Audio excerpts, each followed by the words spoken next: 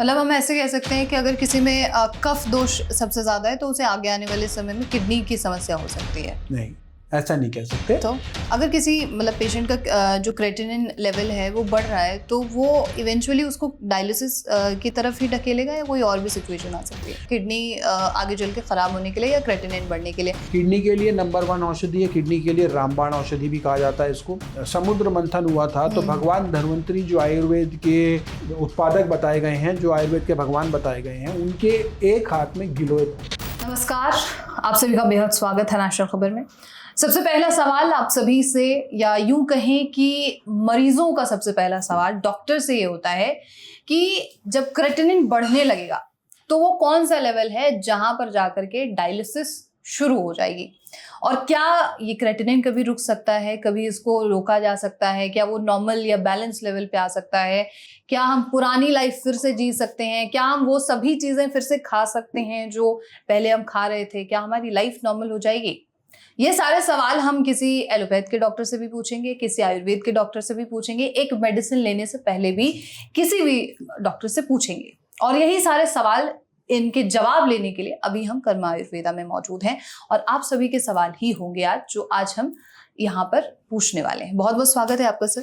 Thank you. और हमने इससे पहले जो है डायलिसिस पर बात की है कि कैसे डायलिसिस जो है रुकेगी आयुर्वेदिक तरीके से, लेकिन डायलिसिस पर जाने से पहले की जो अवस्था होती है वो है क्रेटिनिन का बढ़ जाना। तो वो कौन सा लेवल होता है जहाँ पर डायलिसिस किसी भी पेशेंट की शुरू हो जाती है? हाँ जी, देखिए क्या होता है, क्रेटिनिन जो है वो एक तरीके का ब्लड टेस्ट होता है, जो एक पैरामीटर होता है, किडनी कितना काम कर रही है वो बताता है। अब किसी का क्रेटिनिन 2 है, 3 है, 4 है, 5 है, तो इसका मतलब है कि उसकी किडनी जो है एक पर्टिकुलर लेवल पर काम कर रही है, उसको उसके अनुसार हम जज करते हैं, जिसे कहा जाता है EGFR, estimated glomerular filtration rate. EGFR निकाला जाता है और उससे बताया जाता है कि अभी क्रेटिनिन मान लीजिए 2 है तो एस्टिमेटेड इतना होगा, एक्चुअल नहीं है ये।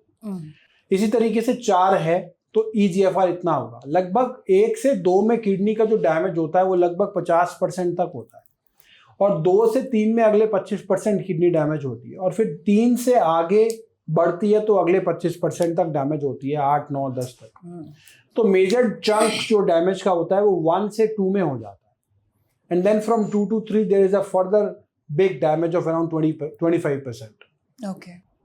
तो ये सबसे इंपॉर्टेंट है कि ये समझना कि लोग कहते हैं अभी 1 से 2 ही बढ़ा है तो वो ईजी लेते हैं, अभी तो 2 ही तो है हमारा, फिर वो 2 से 3 होता है, फिर वो 3 से बहुत तेजी से बढ़ने लगता है और बहुत फास्ट बढ़ने लगता है, फिर एकदम से लगता है कि बहुत तेजी से बढ़ गया।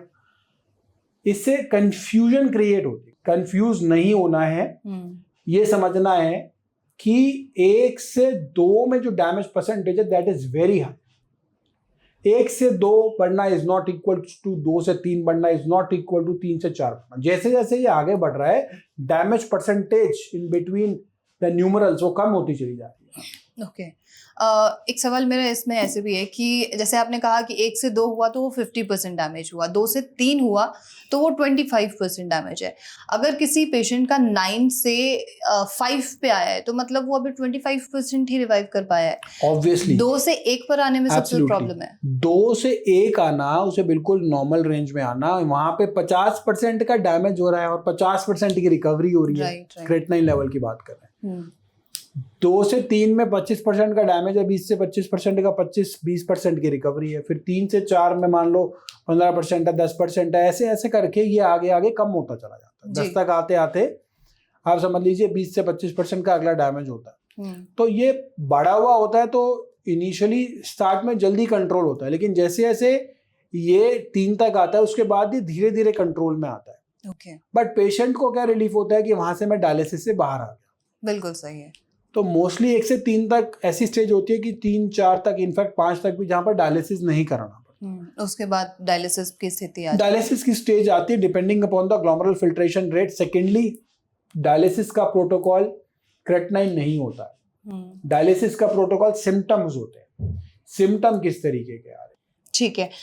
क्या किडनी फेलियर होने के लिए कोई दोष जो है शरीर में वो भी इसमें कोई रोल प्ले करता है? मतलब वात पित्त कफ में कोई सा? कफ दोष के बढ़ने से भी होता है, कफ वात में भी बढ़ने से होता है जनरली। और ये दोष जो है आयुर्वेदिक पद्धति के अनुसार जब हमारे मूत्रवह स्त्रोतस वो ब्लॉक हो जाते हैं तब ये बढ़ने लगते हैं दोष, और तब ये प्रॉब्लम्स बढ़ने लग जाती हैं। तो हम आयुर्वेद में वात पित्त कफ के अनुसार सब बीमारियों को देखते हैं।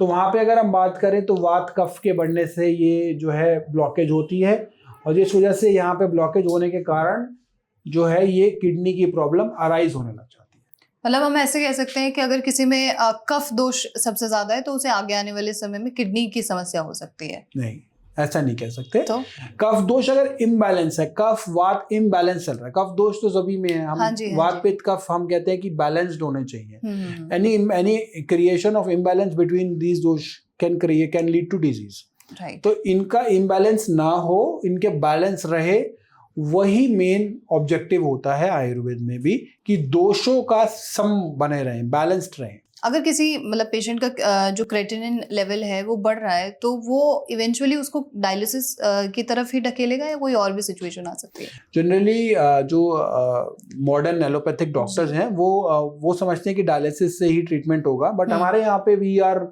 नॉट टू कीन फॉर डायलिसिस। हम कहते हैं कि डायलिसिस के बगैर भी हम GFR को बढ़ाने की प्रयास करेंगे ताकि डायलिसिस पर निर्भरता ना रहे। कोई डायलिसिस करा रहा है तो उसको इमीडिएटली बंद ना हो, ग्रेजुअली उसे रिड्यूस किया जाए, और रिड्यूस करने के बाद उसको फिर हम उस पर डिपेंड ना रहे, इस तरीके से हम उस पर काम करें। ठीक है, जैसे हम कफ दोष के इम्बैलेंस के बारे में बात कर रहे थे, तो उसे बैलेंस करने का क्या तरीका है? बैलेंस करने का यही है कि पहले तो उसका कॉज क्या है वो समझना पड़ेगा, रूट कॉज क्या है। अब अगर रूट कॉज है कि आपने कुछ इस तरीके के चीज़ें खाई हैं, कुछ ली हैं, या कुछ इस तरीके से मैंने बताया आपको, तो वो अलग रीज़न है। अब कोई प्रमेह है, मतलब डायबिटीज़ है किसी को, तो डायबिटीज़ के कारण अगर दोषों का इम्बैलेंस हो रहा है तो पहले तो उसको कंट्रोल करना है। If you are a diabetic और डायबिटीज़ के कारण आपकी किडनी फेल हो रही है तो बहुत सारे लोगों को एक भ्रम हो जाता है। क्या होता है कि जनरली जब क्रेटिनिन 4-5 होता है तो शुगर बढ़ती है, डायबिटीज़ बढ़ती है, ब्लड शुगर इन द जो हमारे होती है वो बढ़ने लग जाती है। इंसुलिन जो होता है पेशेंट का काफ़ी हाई हो जाता है उसके बाद जो इंसुलिन डिपेंडेंट लोग होते हैं एकदम से वो शार्प डिक्लाइन हो जाता है। मतलब इंसुलिन अगर कोई 25 यूनिट ले रहा था दिन में 3 बार 2 बार, तो उसको वो 7-8 यूनिट पे आ जाएगा 5 के बाद, क्योंकि वो ऑलरेडी बहुत ज़्यादा डैमेज हो गया। आपकी शुगर कंट्रोल नहीं, शुगर फर्दर डैमेज कर रही है। शुगर डायबिटीज कंट्रोल करना एक बहुत बड़ा ऑब्जेक्टिव रहता है डायबिटिक नेफ्रोपैथी के केसेस में। अब एक सवाल ऐसे है कि जैसे हमने बात की कि क्या क्या कारण होते हैं किडनी आगे चल के खराब होने के लिए या क्रेटिनिन बढ़ने के लिए। डायबिटीज हो गया, बीपी हो गया, आप सप्लीमेंट्स ले रहे हैं वो हो गया, प्रोटीन एक्स्ट्रा ले रहे हैं वो हो गया। तो इनके ट्रीटमेंट्स और किस तरीके से जो है आयुर्वेद इनमें हेल्प करता है एक एक करके, और घर बैठे किन औषधियों को लिया जा सकता है, इसके बारे में आप एक एक करके प्लीज बताएं। देखिए, सबसे पहले तो अगर कोई रूट कॉज है, पहले तो मैंने बताया कि हमें एक तो किडनी का ट्रीटमेंट करना है, जहाँ पे हमें GFR बढ़ाना है, ग्लोमेरुलर फिल्ट्रेशन रेट बढ़ाना है, किडनी की कार्य क्षमता को बढ़ाना है। किसी की किडनी की कार्य क्षमता मान लो GFR जो है उसका वो अभी 15 है, 20 है, नहीं डायलिसिस नहीं शुरू हुआ, बट वो आ सकता है उस स्टेज में, तो हम उस पर बढ़ाने पे काम करेंगे और ग्रेजुअली उसको इम्प्रूव किया जाएगा डायलिसिस ताकि शुरू ही ना हो। एक तो वो हमारा है ये। दूसरा, अगर मान लो उसका ब्लड प्रेशर रीजन है तो BP को कंट्रोल करेंगे साइमल्टेनियसली। अगर डायबिटीज है तो डायबिटीज को कंट्रोल करेंगे। ये तो क्रोनिक प्रॉब्लम्स हो गई। कई बार एक्यूटली भी कोई इंजरी की वजह से भी किडनी डैमेज होती है, तो उसको भी देखा जाएगा कि किस तरीके से हम कंट्रोल करें। तो दोनों अप्रोचेस के साथ वेर हम एक सिर्फ सिम्टम्स भी कंट्रोल नहीं कर रहे, हम रूट कॉज पे भी काम कर रहे हैं और साइमल्टेनियसली हम किडनी की कार्य क्षमता को भी बढ़ाने पे काम कर रहे हैं, तो दोनों पे इकट्ठे काम होगा। अब आपने पूछा कि कौन सी मेडिसिन जड़ी बूटियां घर पे बैठ के ले सकते हैं जी। जैसे पुनर्नवा है, पुनर्नवा जैसे आपने पुनर्नवा का जिक्र किया, मतलब हो सकता है कि आप जो तमाम औषधियां बताएं वो कुछ डायबिटीज पेशेंट नहीं ले सकते हैं, कुछ जो है BP पेशेंट नहीं ले सकते हैं, कुछ जो बहुत ज्यादा मेडिसिन ले रहे हैं वो नहीं ले सकते हैं। एक एक करके हम बात कर सकते हैं। पुनर्नवा जो है ये डायबिटीज वाले भी ले सकते हैं, ये BP वाले भी ले सकते हैं, ये जनरल किडनी वाले भी ले सकते हैं। इसमें क्या होता है, इसका नाम है कि पुनर और नवा, मतलब जो बॉडी को दोबारा से नया कर दे। किडनी के लिए नंबर 1 औषधि है, किडनी के लिए रामबाण औषधि भी कहा जाता है इसको हम पाउडर फॉर्म में भी ले सकते हैं, इसको काढ़े की फॉर्म में भी ले सकते हैं। ठीक है। आशा वरिष्ठ भी आते हैं इसके, लेकिन हम जनरली वो अवॉइड करके अगर हम काढ़ा के फॉर्म में या फिर हम इसको पाउडर की फॉर्म में लेंगे तो वो बेटर रहेगा। ठीक है। ठीक है।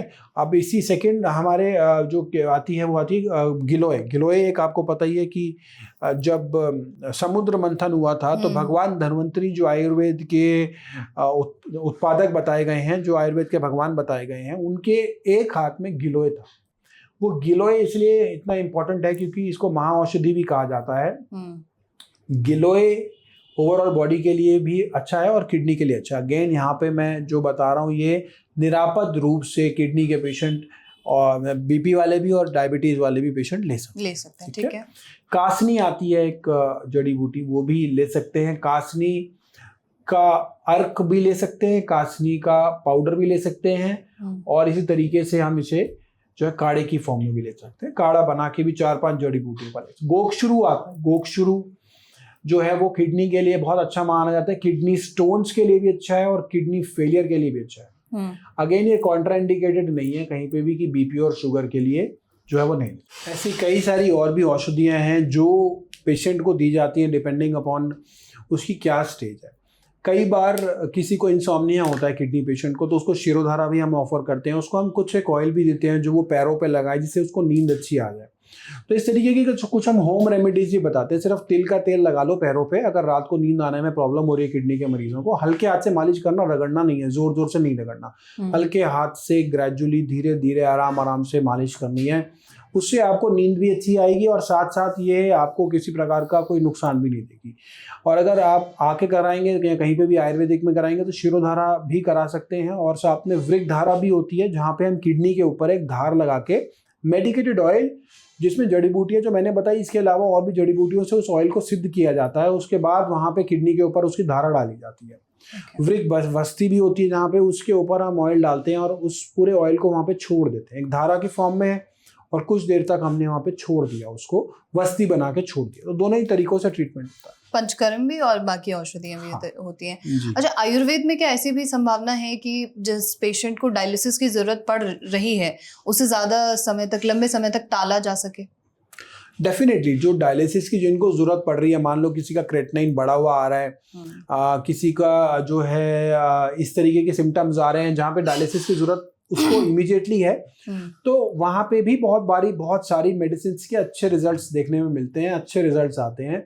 इससे उनको डायलिसिस पर निर्भरता ना रहे, डायलिसिस पे उनको आने वाले समय में ना कराना पड़े। तो ऐसे बहुत सारे मरीज हैं जहाँ पे डायलिसिस एडवाइस कर दिया गया था लेकिन वो डायलिसिस नहीं करा रहे अब, और जो डायलिसिस पर थे 2 बार 3 बार, ऐसे उनको डायलिसिस की नई रिक्वायरमेंट है।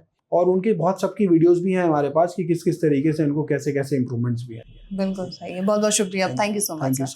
तो ये थी पूरी जानकारी कि कैसे आप डायलिसिस से बच सकते हैं, और बाकी कई औषधियों के बारे में भी जिक्र किया गया है, और उन औषधियों को अगर आप उपयोग कर रहे हैं तो क्या उससे आपको फ़ायदा हो रहा है, ये आप हमें कमेंट के जरिए बताइए। और कोई सवाल हो तो प्लीज़ पूछिए, और ऐसे तमाम खबरों के लिए आप नेशनल खबर के साथ बने रहिए।